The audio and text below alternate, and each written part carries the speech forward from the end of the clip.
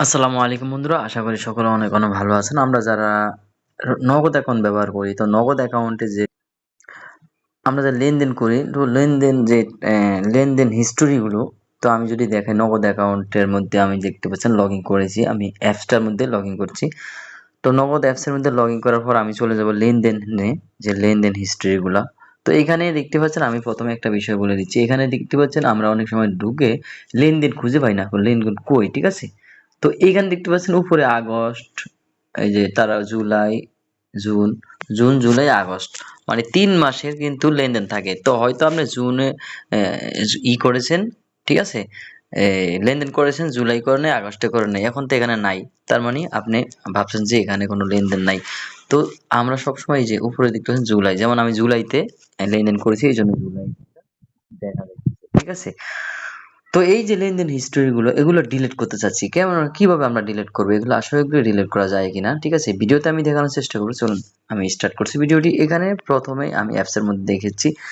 তো অ্যাপস এর মধ্যে যদি আমরা এমনি চেপে ধরে রাখি বা এর মধ্যে যদি প্রবেশ করি, তাহলে দেখতে পাচ্ছেন লেনদেনের যে বিবরণটা চলে আসছে, হিস্টোরিটা চলে আসছে, কোন নাম্বারে কত টাকা আমি পাঠিয়েছি বা পাঠাইছি, আহ, এবং সবকিছু এখানে দেখাচ্ছে। তো এখান থেকে দেখতে পাচ্ছেন উপরে নিচে কোনো রকম কিন্তু নাই, আপনার ডিলেটের কোনো অপশন নাই, ঠিক আছে। এখানে কোনো রকম ডিলেটের অপশন নাই এখানে।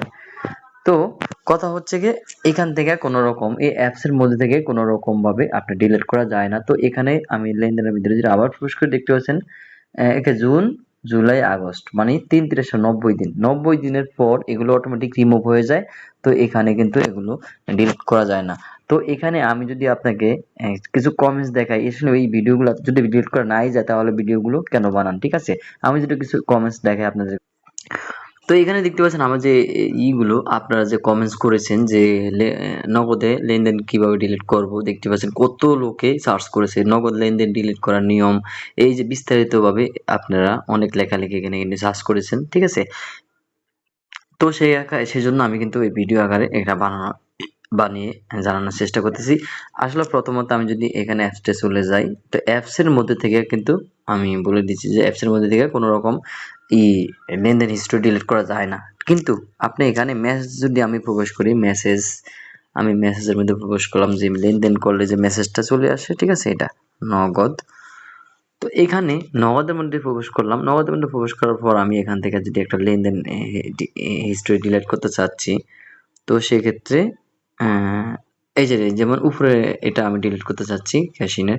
তো এখানে চেপে ধরে রাখার পর এই যে ডিলিট, উপরে ডিলিট অপশন আছে, ডিলিট অপশনে ক্লিক করার পর এই যে ডিলিটে ক্লিক করার সঙ্গে সঙ্গে এটা ডিলিট হয়ে যাবে, ঠিক আছে।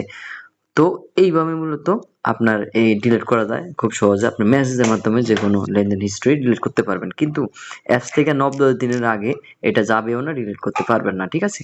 আশা করি বুঝতে পেরেছেন। ভিডিওটি শেয়ার করে দিবেন, অনেকেই কিন্তু কমেন্টস করে এই ব্যাপার নিয়ে।